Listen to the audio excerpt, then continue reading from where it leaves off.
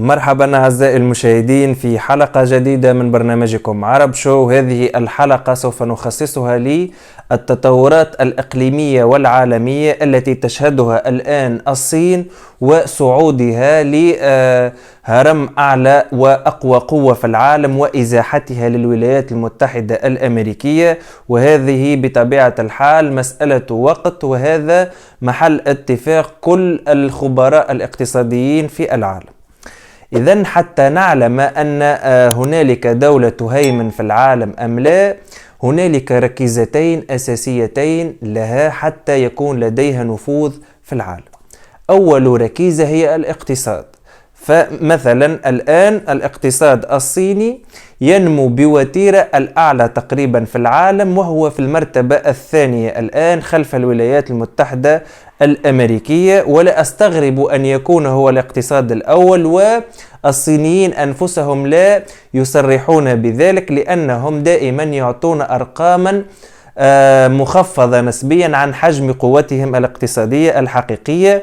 ودليل كلامي أن الجهاز الذي تشاهدني منه هو أكيد سوف يكون مصنوع في الصين أو أحد أجزائه مصنوعة في الصين، كذلك المفروشات والملابس وغيرها من الأثاث في منزلك أكيد سوف تجد أن أغلبها من صنع الصين، وهذا ليس بجديد على أغلب سكان هذا الكوكب.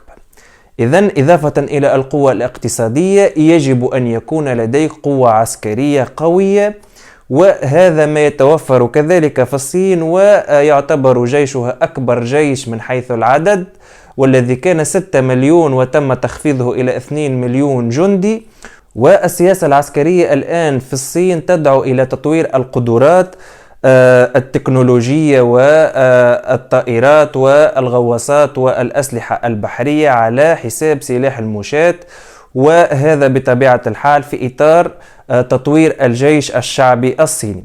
إذن الصين لديها جيش من أقوى 3 جيوش في العالم، ولديها ثاني أقوى اقتصاد في العالم، وهذين المؤشرين في تصاعد، وعندما يصعد هذين المؤشرين بطبيعة الحال سوف يعطي النفوذ في العالم، ولما لا أن تكون أكبر قوة في العالم. ما يروج على الصين الآن أنها دولة غير استعمارية، وأنها ليست مثل الولايات المتحدة الأمريكية، وإذا كانت هي الدولة الأكبر والأقوى في العالم في المستقبل سوف يكون نظام العالم مخالف لما عليه الآن. عزيزي المشاهد، في هذه الحلقة سوف تعرف أن هذا الكلام هو مجرد هراء وكذب، وذلك بالبراهين. فالصين الآن تحتل أكثر من 5 دول. كيف هذا؟ أولا سوف نتطرق إلى مسألة بحر الصين الجنوبي، ثم سوف نتطرق إلى طريق الحرير وترابطه بباكستان وقضية مسلمي الإيغور في الصين، وهذا بطبيعة الحال في جزء ثاني من فلسفة الصين في التموقع في العالم من أجل ولوج منتجاتها إلى أسواق عالمية عبر عدة طرق.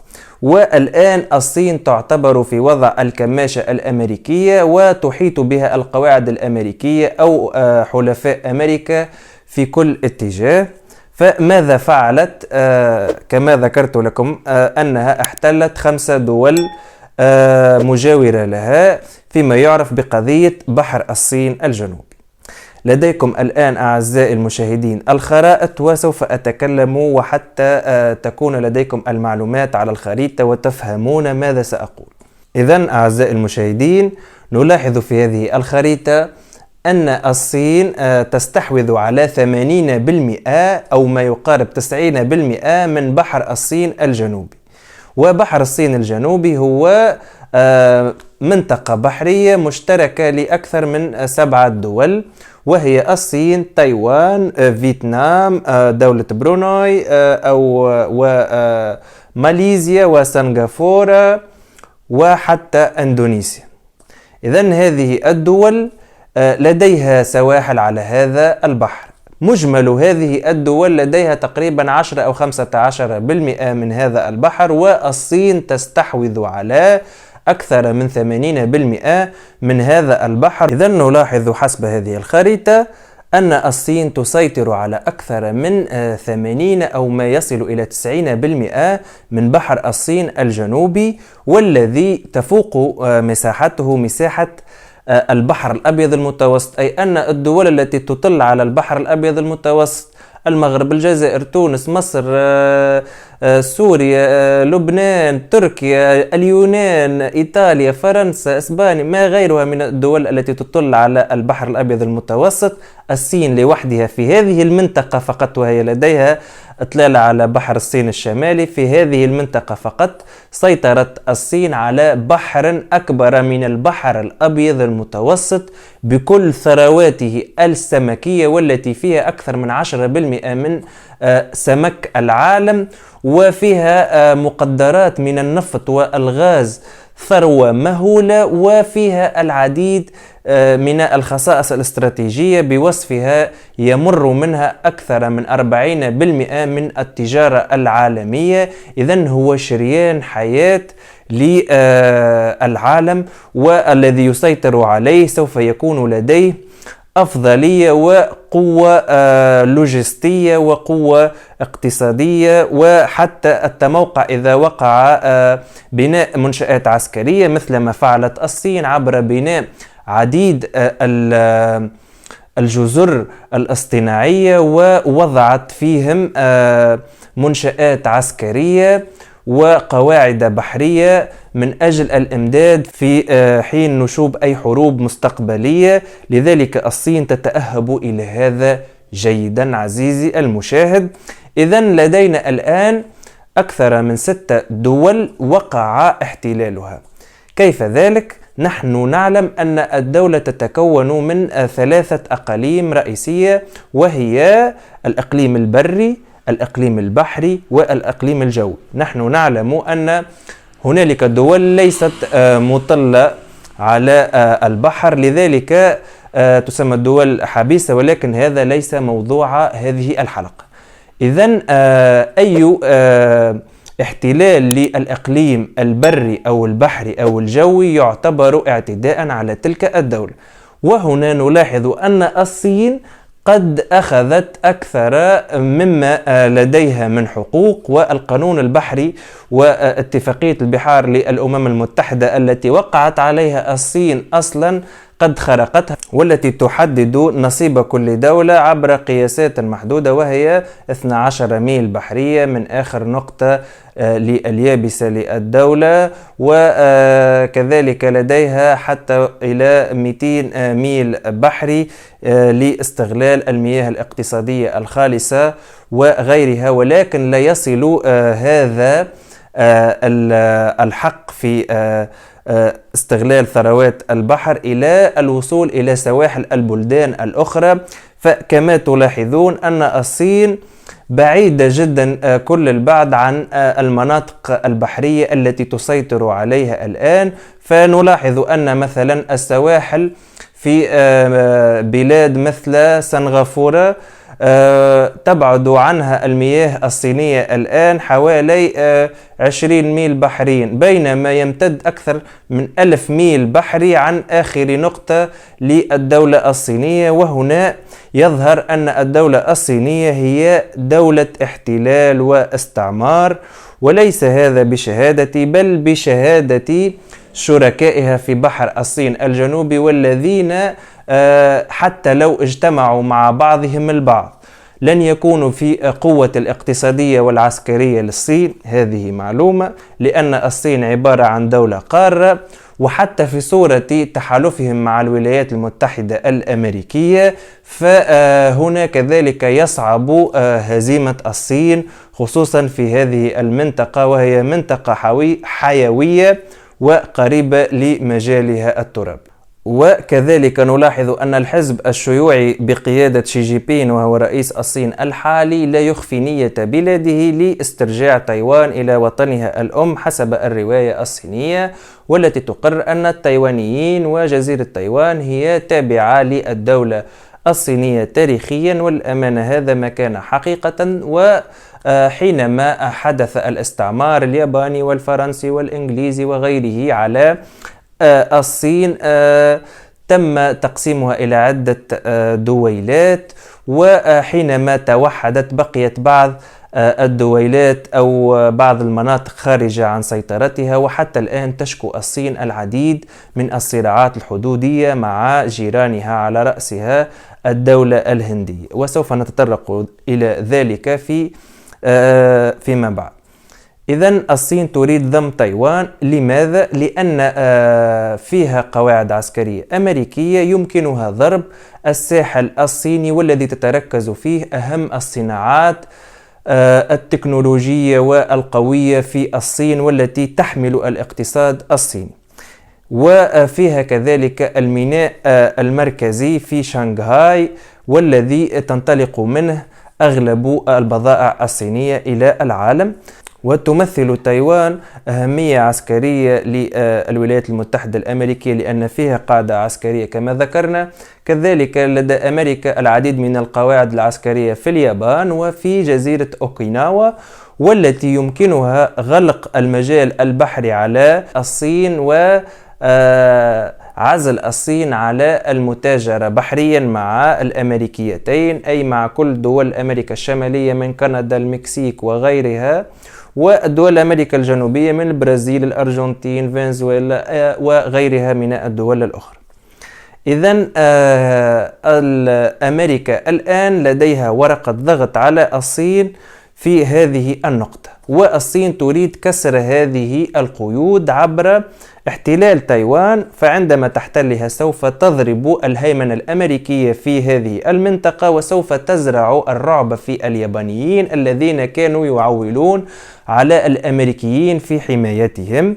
وبالإضافة إلى هذا تعتبر هذه الحروب التي سوف تقوم بها الصين، أو حتى عندما تضم تايوان بطرق دبلوماسية أو بطرق مفاهمة مع الحكومة أو بطرق ديمقراطية أو أي طريقة كانت، سوف تكون ضربة موجعة في خاصرة الولايات المتحدة الأمريكية وفي مجال نفوذها في البحر الصيني الجنوبي. وإذا بدأ يتقلص نفوذها في هذه المنطقة، فسوف يبدأ يتقلص في أغلب دول العالم، وسوف نشهد تاريخا جديدا في الزمن القريب لبروز وبزوغ إشعاع إمبراطورية أخرى، وهي إمبراطورية الصين الشعبية. لم تكتفي دولة الصين بهذا فقط، بل سعت إلى تعزيز نفوذها في دولة ميانمار، والتي لديها حدود برية مشتركة.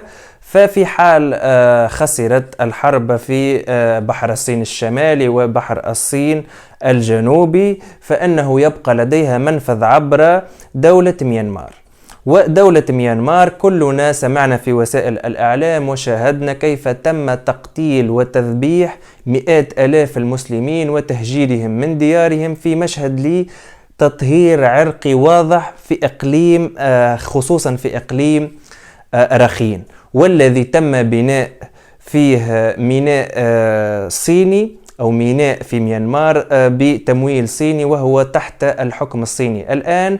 وهذا الميناء سيكون منفذا للصين عبر دولة ميانمار.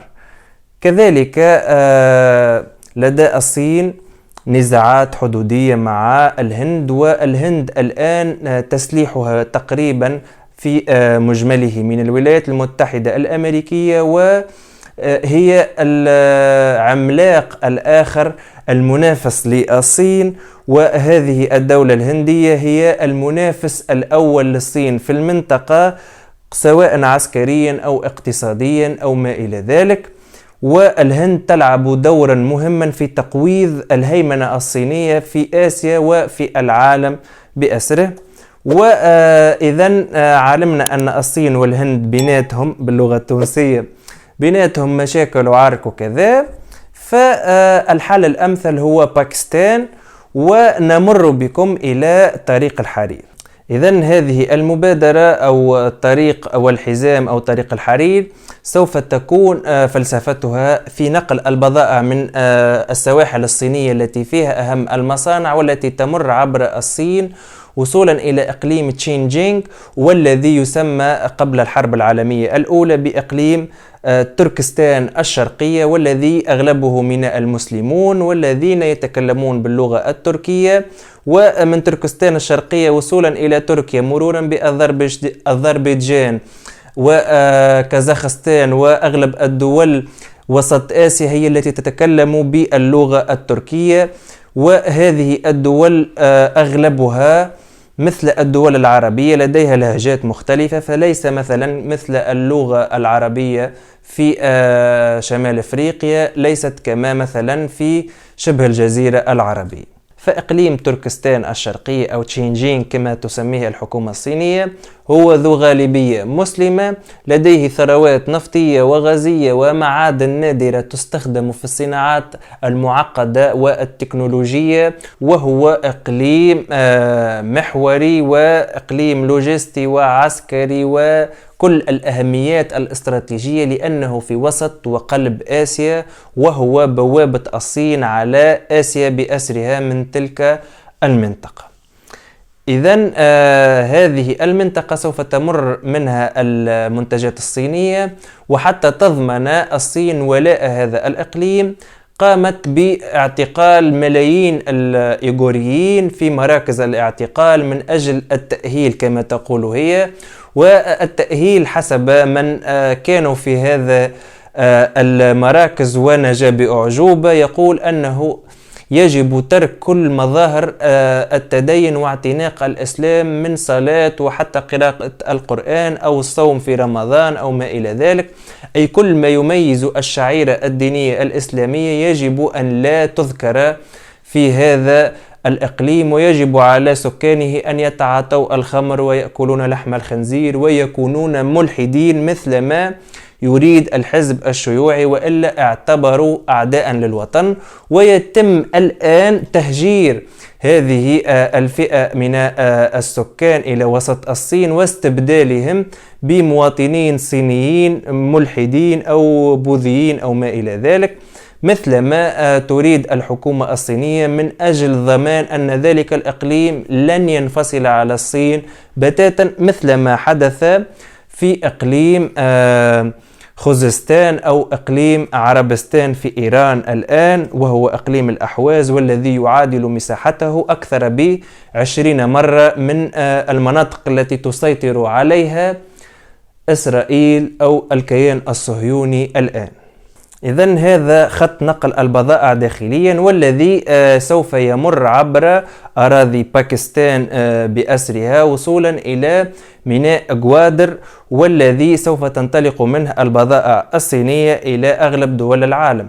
ولكن ميناء غوادر سوف يجعل الموانئ في دولة إمارات موانئ دون جدوى، لأنه سوف يحرمها من أكثر من 50% من نشاطها التجاري. لذلك الدولة الإماراتية لن يكون في مصلحتها إنشاء مثل هذا الميناء. كذلك صراع الباكستاني الإيراني، لأن باكستان أغلبية ذات دولة سنية وإيران ذات دولة شيعية، هنالك عدم تفاهم أو مناوشات بين هاتين الدولتين. ولا يخفى عليكم الصراع التاريخي بين الهند وباكستان، والتي يمثل أقوى دولتين في جنوب آسيا، وهما دولتين نوويتين، ولكن القدرات الهندية في المجال العسكري الغير النووي تتجاوز بكثير الباكستان. لذلك الاستثمارات الصينية في باكستان تبقى دائما مهددة، ويمكن للولايات المتحدة الأمريكية دعم الدولة الهندية من أجل تقويض مبادرة الطريق الحرير في باكستان، وهو مشروع صيني كما ذكرت، وتقويض هذا المشروع. كما يمكنها كذلك لعب دور رئيسي في تسليح ودعم دول جنوب شرق آسيا، وعلى رأسها أكبر دولة مسلمة وهي أندونيسيا بأكثر من 4 مليار نسمة، بالإضافة إلى ماليزيا وسنغافورة وحتى جمهورية بروناي. وهذه الدول أغلبها إسلامية، وترى في الصين دولة عدو لها. ورغم هذا فالاستثمارات الصينية تسيطر على جزء كبير من هذه الاقتصاديات، وأمريكا ترى في هذه الدول هي حليف مناسب من أجل مواجهة الصين ومحاصرتها من حيث البحر الصين الجنوبي. كذلك يمكنها اللعب على قواعدها العسكرية في الشمال عبر جزيرة أوكيناوا في اليابان وتايوان كذلك من أجل إغلاق هذا الممر البحري على الصين، وهذا بطبيعة الحال سوف يجعل الصين مكبلة من كل الاتجاهات ولن يكون لديها سوى الخيار مع الدولة الروسية، وهو خيار لا تريد الذهاب فيه الصين لأنها سوف تجعلها دولة في حالة تبعية ولديها تاريخ سيء مع الاتحاد السوفيتي في هذا المجال، وهي لا تريد أن تكون دولة يمكن الضغط عليها من أي طرف، وهي تريد أن تكون قوة عالمية متحكمة وليس دولة متحكما فيها. إذن الصين الآن في فم الكماشة الأمريكية، والصين تسعى بكل ما لديها من قوة من أجل فك هذه القيود، ولكن ما يتراءى للمشاهد تعامل الصين مع المسلمين. فما نشاهده مثلا من تعاملها مع باكستان يقوم على التعاون الجيد ومصلحة باكستان في الصين، لأن الصين تدعمها اقتصاديا وتأتي لها بالمشاريع والبنى التحتية وما إلى ذلك. وفي مشهد مناف لهذا المشهد نلاحظ أن الصين داخليا تقمع مسلمي الإيغور، وخارجيا تساعد ميانمار وتدعمها في تقتيل وتذبيح وتشريد مسلمي الروهينجا، ونلاحظها أنها تتعامل مع الدول المسلمة كما ذكرنا في أندونيسيا وغيرها بطريقة عدائية نوعا ما عبر الاستفزازات في بحر الصين الجنوبي. إذن ما يحرك الصين في سياستها الخارجية ليس الدين وليس أنت مسلم أو مسيحي أو بوذي، بل مصلحتها. فمثلما وجدت مصلحتها في باكستان تدعمها اقتصاديا، ومثلما وجدت مصلحتها في ميانمار تقتل المسلمين وتدعمها في ذلك التوجه. إذن هذا المارد لا يستعرف بالديانات لأنه أصلا مؤسس على الإلحاد، بل هو يريد مصلحته لا غير، مثلما تفعل الآن أمريكا وهي تضع مصلحتها. وحتى دونالد ترامب الرئيس الحالي يقول أمريكا first of all، أي أمريكا أولا. وهذا ما يعطينا فكرة أن حتى لو انتقلت الزعامة من الولايات المتحدة الأمريكية إلى الصين، فإن الصين ستكون الإمبراطورية الاستعمارية الجديدة، وذلك عبر تعلة حماية مشاريعها الاقتصادية في طريق الحرير في الثلاث قارات كما ذكرنا، ويمكنها كذلك استرجاع أمجادها عبر هذه الاقتصاديات. وكما ذكرت سابقا حول مشروع طريق الحرير فلن يكون بهذه البساطة، بل سوف يكون بالتأكيد هنالك قواعد عسكرية صينية في هذه الدول على الثلاث قارات من أجل أو بتعلة حماية المشاريع الاقتصادية في تلك الدول، لأنها سوف تضطر لها أبت أم شاءت في ظل وجود قواعد عسكرية أمريكية في تلك الدول، والتي تفرض عدم التعامل أو تجنب التعامل مع الصين، وهذا لا يخدم مصلحتها. إذن العالم في أحلى أو في أزهى صوره سوف يكون مشهد من الحرب الباردة بين الصين وأمريكا في المستقبل، ونلاحظ الآن بوادر هذه الحرب عبر الحرب التجارية وفرض ضرائب على المنتجات الصينية في الولايات المتحدة الأمريكية، فتقوم الصين بالرد بمثل هذه الإجراءات، وهذا سوف يدفعنا إلى عالم متكافئ وعالم ثنائي القطبين، وحتى يمكن بروز الهند في السنوات القليلة المقبلة وبروز أقطاب أخرى مثل البرازيل، الهند، روسيا وكذا. إذن العالم في طريق نحو تعدد الأقطاب وليس القطب الأمريكي الواحد، وهذا حسب رأيي الشخصي سوف يكون جيدا للعالم. والأمثلة العربية كثيرة على الهيمنة الأمريكية، فلديكم مثال الدولة العراقية بقيادة صدام حسين وما حدث فيها، ولديكم كذلك مثال حي الآن ما يقع في ليبيا وهو نتيجة للتدخل الأمريكي عبر حلف الناتو فيها. إذن هذا التمظهر للقوة الوحيدة في العالم المسيطرة كان لديه تأثير سلبي على أغلب الدول العربية والإسلامية. وحسب اعتقادي الشخصي لو كان هنالك عالم متعدد الأقطاب، وحتى لو أقل شيء ثنائي الأقطاب على أقل تقدير، لكنا شاهدنا أوضاعا مختلفة أخرى، ولكان هنالك نوع من التوازن في العالم، ولكانت كل دولة تريد احتلال دولة أخرى لن تتمكن من ذلك، لأن الدول العظمى الأخرى سوف تتوقف لديها بالمرصاد، وهذا ما لا يقع في عالمنا الآن. هذا رأيي الشخصي، فإذا كان لديكم آراء شخصية أخرى أو ملحوظات فأنا سعيد بالإجابة عنها لو كتبتموها في التعليقات أسفل الفيديو. ومن يصل إلى هذا المستوى من الفيديو وتحديدا في آخره فهو مشاهد وفي وتستحق كل الشكر مني، وأرجو الاشتراك في القناة وتفعيل زر الجرس حتى يأتيكم كل ما هو جديد، وأرجو أن تكون هذه الحلقة ممتعة لكم. وكالعادة وبطبيعة الحال موعدنا يوم الخميس على الساعة 3 بعد الزوال بتوقيت غرينتش، لا تنسوا هذا الموعد.